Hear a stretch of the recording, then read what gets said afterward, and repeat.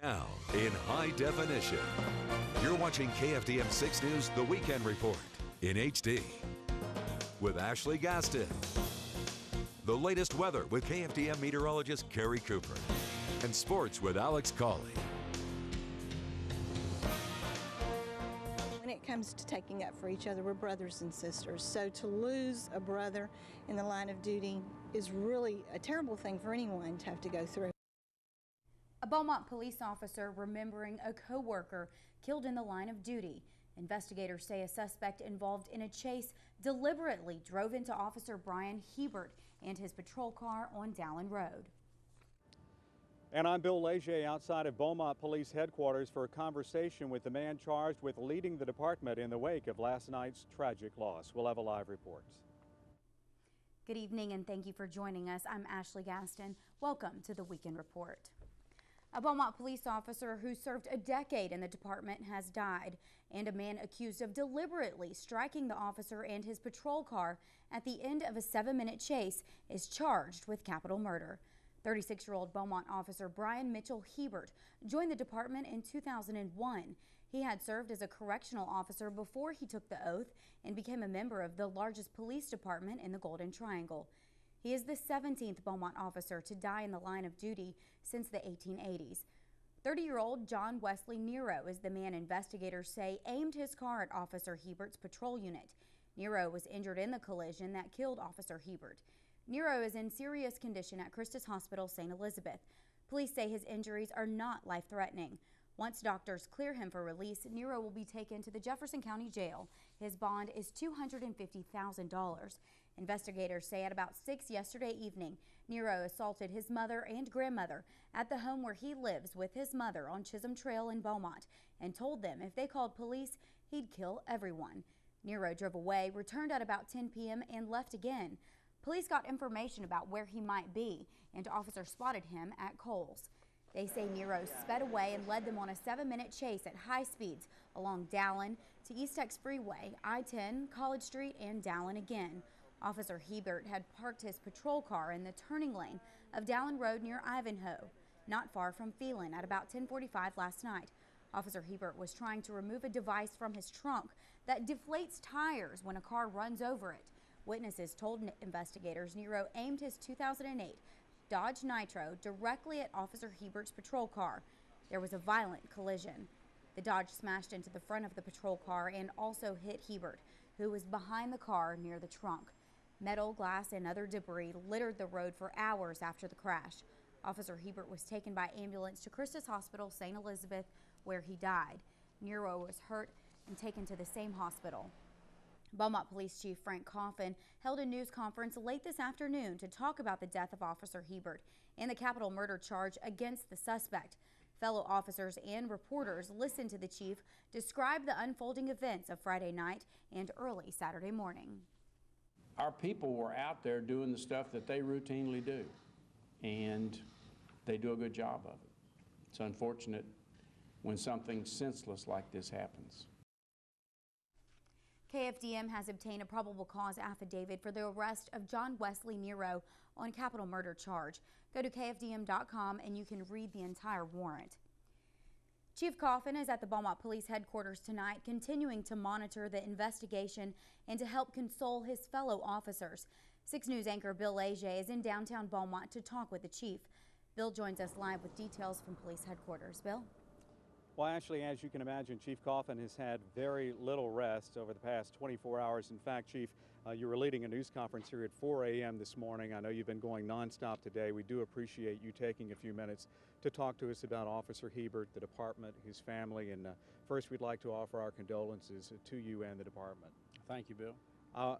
Few of us can imagine how difficult it must have been last night to go to Officer Hebert's family and tell them what happened, especially when it happens in this way. People are concerned about them. People have been praying for them. What can you tell us about your conversations with Officer Hebert's family? Well, if you can imagine, it was god-awful.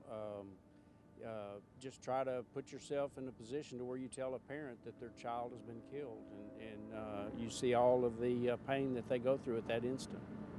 One of your officers was telling us last night that they realize one of the most dangerous parts of their job is when they're outside of the police car and when they're in traffic. And in this case last night, Officer Hebert really had no choice, and he was doing what was necessary to prevent this person from hurting someone else. Well, policemen frequently find themselves in a position where they've got to take action, even though they know that they're really risking themselves.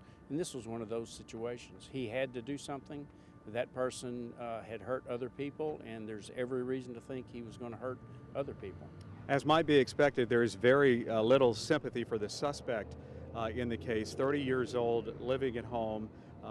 According to his family, he had a history of abusing them, and that apparently, according to them, is what happened last night with his mother and his grandmother and led to the chase. I know they were here before 4 a.m. at the department, and you all were speaking with him. What can you tell us about this man's family and their thoughts? Well, I didn't personally talk to the suspect's family, but I've been told there's victims all the way around, that this guy's family was very upset about what happened. They've offered their condolences to the family of Officer Hebert, so it's a tragedy. I know that you've lost 4 officers, I believe, since 2002. And it just seems like when something like this happens, if I were a police officer, it would cause me to think about how dangerous this job is. Does that impact them the next day when they come to work, not only feeling the loss, but thinking about how dangerous it is and also what their families must think? Well, it does, and the supervisors have been talking about that. We want people to be careful. We don't want them to be so careful to the point they can't do their job, because there's right and wrong ways to do it, and our officers have real good training. When a call like this goes out over the radio, as it did last night, I'm sure that all of the officers across the city want to rush and be there by their fellow officers' side. Is there some kind of plan in place to handle that, or is it okay for them to do that? Well, there is a plan in place, and it depends upon a lot of factors. It depends upon what you're doing, whether or not you're able to leave what you're doing and go, and it depends on if you're close by or not. But we're able to move an awful lot of people in a relatively short period of time. We've been told that other departments offered assistance as well, and understand that Port Arthur is here for most of the day today, right? Port Arthur Police? Port Arthur PD came over. Mark Blanton called before we could even notify the family. He sent officers over, and they answered our calls for service, which we deeply appreciated. Mitch Woods called and offered his people. This is the way agencies should cooperate with each other. It must be difficult for Port Arthur to respond in Beaumont, or is that? It is, but our communications folks will help them find locations, and we don't expect Port Arthur to do our paperwork. We make arrangements for us to go back and take care of it. One thing that was very moving during the news conference is that you mentioned that Officer Hebert wanted to make sure that he was giving even in death. That's true. In fact, Bruce Hards, who's handling the arrangements, was unable to get Officer Hebert's body earlier today, simply because Officer Hebert had willed the majority of his organs to be donated. So that was taken some time to accomplish, and it's not a quick process. So once that's taken care of, the funeral home will take the body, and we'll get on with our business. Chief, once again, our condolences, and we appreciate what you and your men and women do every day to keep people safe here. Thank you very much. Thank you. Ashley, that's it for now. We'll be back in a few minutes with more from Beaumont Police Headquarters. For now, Bill Leger, KFDM 6 News. Thanks, Bill. A number of officers remained at the scene of the collision on Dallin Road throughout the night, taking measurements, talking with witnesses, and taking the first steps toward building a case against the suspect. 6 News reporter Callie Desimone is back from Dallin Road with more. Callie? 12 hours after the crash, law enforcement officers, including some from other agencies, were going to the location on Dallin Road where Officer Hebert died. People who live near the busy stretch of Dallin also ventured out to see what happened and to offer their condolences. A wall of red and blue lights. It was so crazy. I've never seen anything like that before. John Brady was trying to pick up his wife from work Friday night. He pulled out of the Green Tree Village apartment complex where he lives and turned onto Dallin Road. You couldn't really see anything. I mean, they had all you could see is lights, red and blue lights. Lights from emergency vehicles responding to the end result of a 7-minute chase on Dallin near Ivanhoe. I heard this morning that a cop had lost his life, and it kind of freaked me out. I definitely feel for his family. Officer Hebert was outside his patrol vehicle trying to get spike strips from his trunk to stop the 30-year-old suspect. Police say John Wesley Nero deliberately crashed into the front of the officer's patrol car, smashing the car and striking Hebert, who was behind it. It's really sad to lose someone in the line of duty. Clint Lewis is president of the 100 Club. The organization works to help families of fallen police officers, firefighters, and EMS workers. It just reminds me of the number of times we've lost officers in the line of duty through automobile-type collisions and accidents. Lewis came here to see what had happened that will once again trigger the 100 Club into action.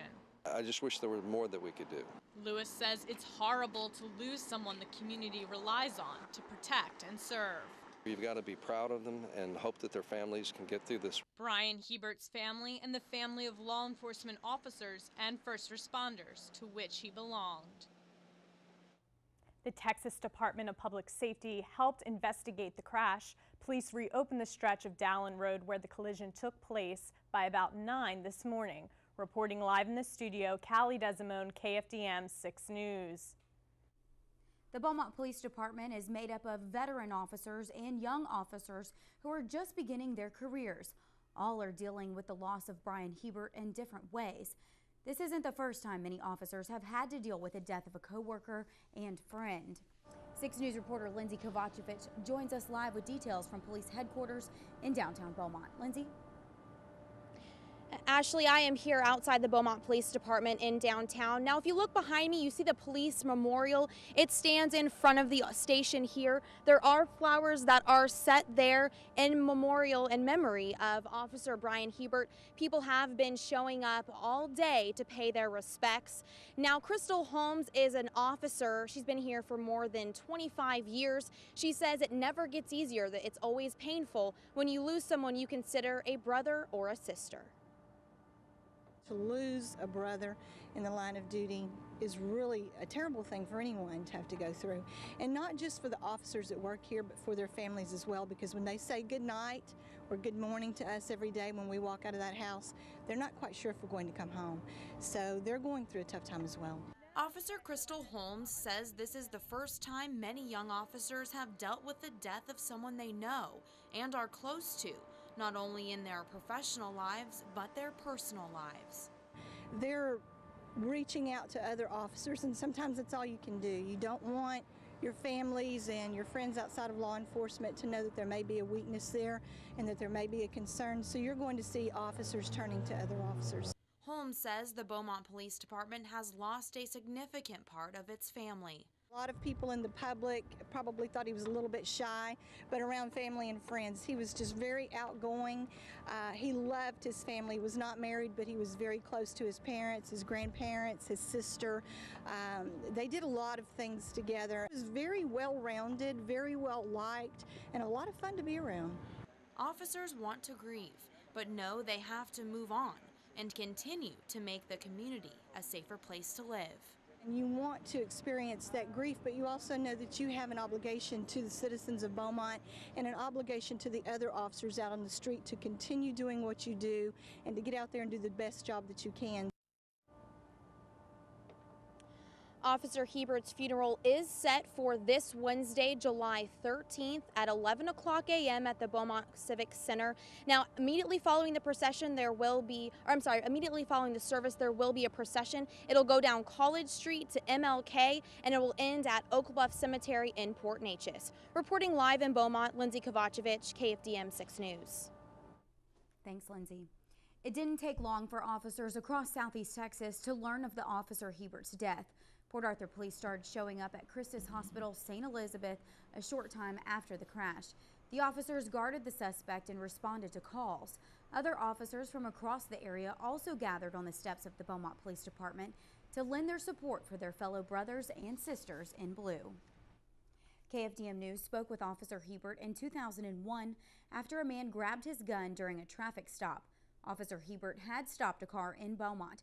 The people inside the car ran. While chasing down one of the suspects, he ended up grabbing the officer's gun. I remember having my gun to my head at one point, once to my rib cage. He didn't want to go to jail, basically is what the whole thing was. And he repeated several times he didn't want to go to jail. Officer Hebert managed to regain control of his gun and was not seriously hurt. Flags are flying at half staff at the Beaumont Police Memorial in downtown. The memorial pays tribute to officers killed in the line of duty. People have already started bringing flowers to the memorial site in front of the police station. Officer Hebert's name will be added to the Granite Star along with 16 other Beaumont police officers. The 100 Club of Southeast Texas met this morning at the sheriff's office to make sure the benefits will be made available to Hebert's mother and father as soon as possible. The organization provides families of officers, firefighters, and ambulance workers $50,000 when they're killed in the line of duty. We're set up to deal with these kinds of issues, and we're hoping that what we do for this family will be appreciated by them. But right now there's nothing that we can do to help them through the pain of this loss. Clint Lewis said without Southeast Texans joining the 100 Club, helping families of the fallen officers would not be possible. Police officers from across the state are expected to attend Officer Hebert's funeral. Visitation will be Tuesday from 5 to 8 p.m. at Broussard's Mortuary in Nederland. It's located at 505 12th Street. The service will be Wednesday at 11 a.m. at the Beaumont Civic Center. The burial will follow at Oak Bluff Cemetery in Port Neches. Broussard's funeral home is handling the arrangements. And stay with KFDM News for continuing coverage of Officer Hebert's death. We have posted extensive coverage, including text coverage and web video on KFDM.com.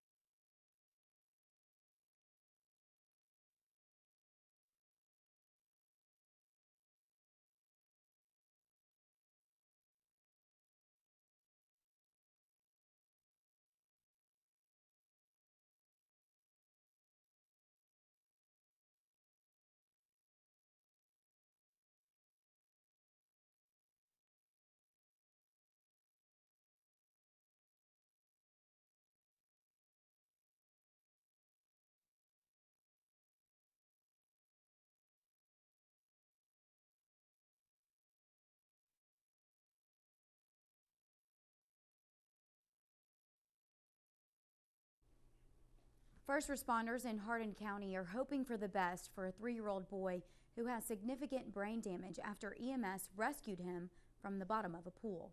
The child's family was visiting the home on Rice Drive in the Woodcrest edition of South Lumberton. Sheriff Ed Kane told KFDM News the group was inside eating and noticed the boy was missing at about 7 last night. They went outside and found the boy in the above-ground pool. According to the sheriff, the child had not been there long. He was unresponsive but began breathing again after CPR was performed. Doctors at Texas Children's Hospital are performing tests to see how significant the brain damage is. An Orange County church is trying to give children and families a hand up during these tough economic times. New Life Church on the Rock and Vidor helped ease some of those families' troubles when it comes to buying clothes, shoes, and food. Project 58 is the church's mission to provide these items for free. Dozens of families stood in line waiting to get inside before the doors opened. It's a quarterly drive that helps families make it through the tough times. A young boy who was so excited he got a new pair of shoes, and he just the smile on his face and the excitement that he had, he was going to go back to school with a new pair of shoes and a new pair of jeans, and you know, that just warms my heart to know that we can make an impact in people's lives like that. More than 200 families received help from the church. Friends and loved ones joined together today to help a young man who just received a pancreas and a kidney transplant. Family members of Rodney Goins hosted a link sale today to help his family get through the next couple of months financially. Goins is 53 years old and has been a diabetic since he was 9 months old. Goins' wife had to quit her job to stay at home and take care of her husband. It was just something we knew we had to do, and we threw it together quickly and tried to get it to where we could get them some financial relief quickly. The couple lost their daughter to juvenile diabetes when she was 22 years old. If you would like to donate to the family, call Daniel Bruner at 617-2665. And it was a pretty day to be outside. We did have some rain earlier, though. Early this morning, we had an upper low pass just to our south in the Gulf. So that gave us some scattered storms this morning. Now that's moving away. We've had some drier air working in the mid-atmosphere. We'll talk about that in your Sunday forecast up next.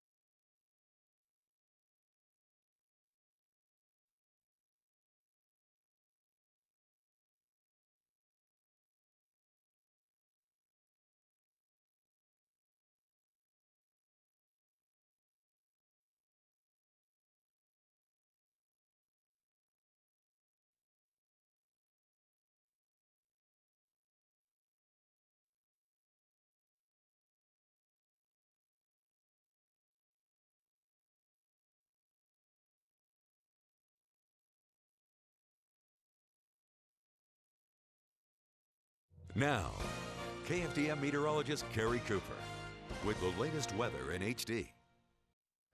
Well, we started off with a pretty good coverage of showers and thunderstorms very early this morning as an upper level low in the Gulf worked just to our south. That's moved inland now over the mid-Texas coast. So we've seen some drier air in the mid-atmosphere work in. It's 88 degrees at Bridge City Middle School. It's a hot day too at highs in the middle 90s across the region. Now, as we look across the state, we had the showers and thunderstorms earlier, moving from east to west around that upper low across parts of Louisiana, right down Interstate 10 this morning. Pretty good little coverage early. Then once the upper low passed, we had some dry air in the mid-atmosphere come in, and that just shut everything off as far as rainfall goes. And we look for pretty slim chance tomorrow too, only about a 10 to 20% coverage of showers coming up tomorrow. There's the upper low spinning off to our southwest, weakening and working along the mid-Texas coast. Pretty dry right now off to our southeast, so I think we'll see fewer showers and storms coming up tomorrow. The heat continues across Texas, 100 in Abilene, 101 Waco, 95 in Houston, 106, very hot in Laredo. Zooming in closer to home, of course, 93, the airport, 95 in Houston, some low 90s off to the east as well, where they've had a lot of sun this afternoon.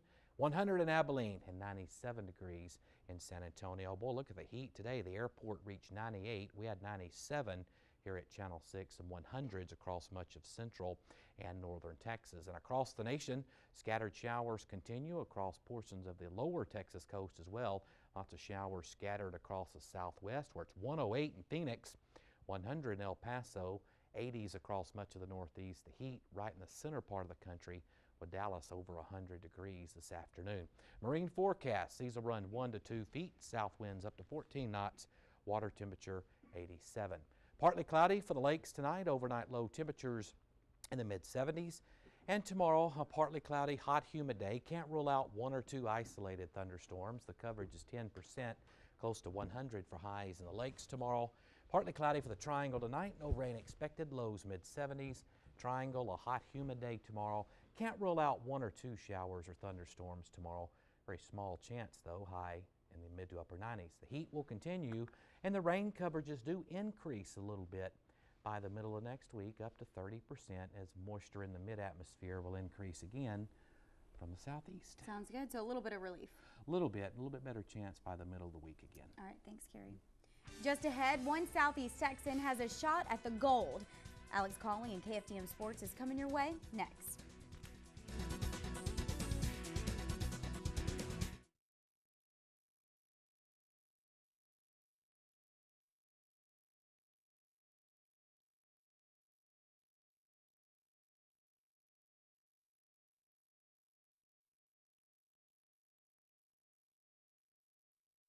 Menu it and then menu it again. Thank you.